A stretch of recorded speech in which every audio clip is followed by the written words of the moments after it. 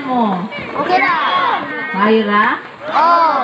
Sama sa akong gi-say-say gahapon na atong hisgutan karon kay dengue.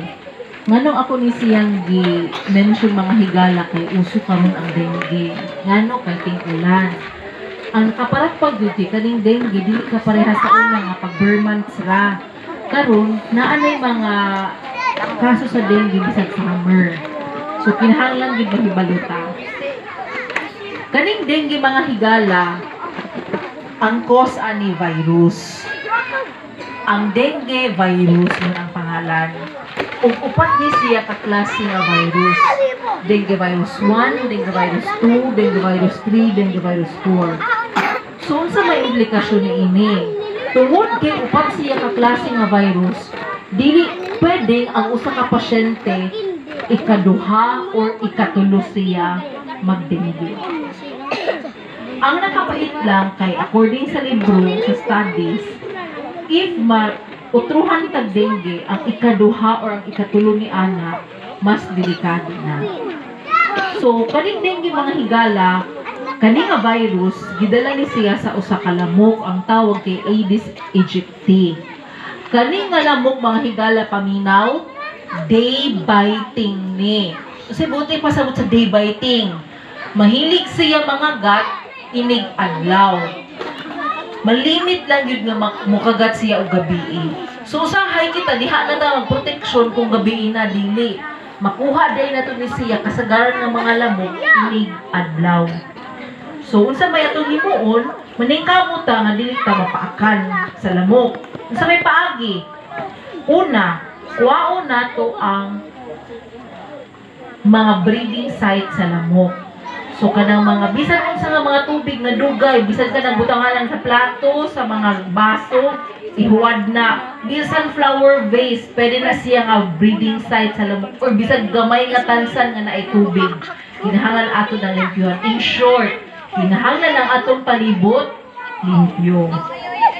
Sunod, protective covering. Kinahanglan nga naa ta isakto nga. Pwede mga mag-short, di mas maayo nga kapajama gyud or kanang na-cover gyud ta, no? Pwede sad nga mag-apply ta og kanang mga mosquito repellent sama sa kanang mga na. Ug ang ato sa mga gobyerno mga higala gahimo sad sila og fogging para nga maabog ang mga lamok especially sa endemic area. Karon, unsa man ang warning signs paminaw gyud. Ang warning signs nga kung kini naa nato, kinahanglan mo alerto kini nga basin og dengue ni. Una, kung ang nilanat na gani on and off og nilanat og tulo ka adlaw na nga walay lain nga cause, kana mo alerto na ta. Kung naghilanat nagtulo ka adlaw, undang-undang mo balik na sad humag inom paracetamol, balik na sad. Unya nagtulo na ka adlaw, alert na gyud. Fever plus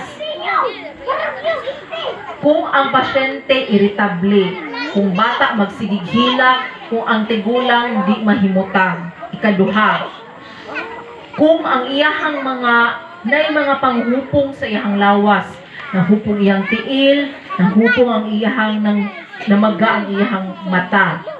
Ikatulo, na ay bleeding. Usahay magsunggo sila kung ilang kulitugon. Usahay pag toothbrush nila mag-agas ang dugo. No?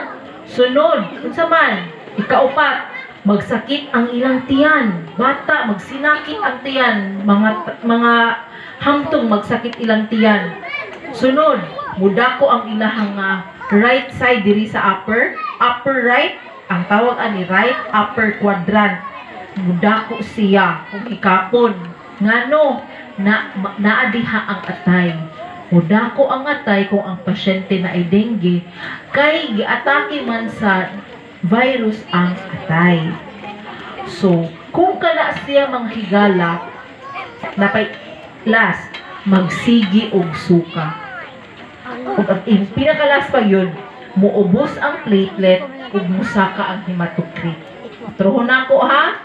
Ang warning signs nga mo alert na gyud nato, kinahanglan siya kung magpa-admit or mo patanaw sa doktor.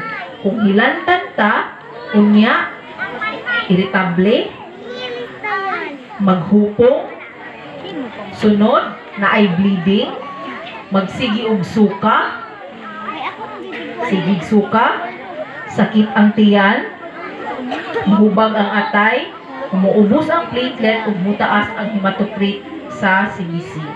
Muna siya ang warning signs sa dengue. 7 warning signs sa dengue. So, mga higala, hatagan mo na kung short lang nga story.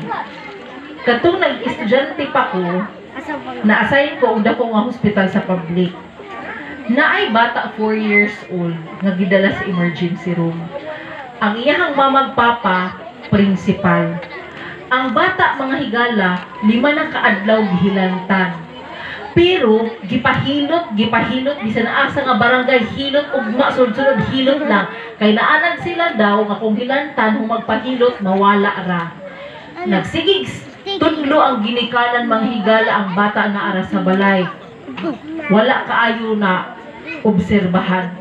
Pagbalik nila mga higala, ang bata nagsunggo na, nisuka ng dugo. Pag-abot sa emergency room, nag-CPR. In short, mga higala, namatay ang bata, bugtong nga anak. Nakita na ko yung ginikanan, magpapa, naghapa sa emergency room, hinila, perteng hila, kay namatay ilang bugtong anak tungod sa dengue. Wala ko nang hadlok mga higala kay tinuod ni. Last na lang. Akong uncle, 35 years old, 35 anyos, naghilanat, tanaw-tanaw, basig trangkaso na ni, giinan lang paracetamol, basig maayo. Gidala-dala ang hilanat, di ay ito mga higala. Pag bleeding niya, nalibang siya og dugo, gidala sa ICU, pila siya kaadlaw dito, namatay siya, gibiyaan niya iyahang mga anak, kambal, babayi ug lalaki. Gibilin sa akong papa mo'y nagpa-eskwela. May taon kay nakagraduate na taon puro cum laude. Pero mo ito mga higala, namatay siya. Nga nang importante yun ni siya, paminaw mo na ko kay kaning dengue, kung kabalo lang ka, pwede nato malikayan ang bisan unsa nga mga komplikasyon sa ato nga lawas.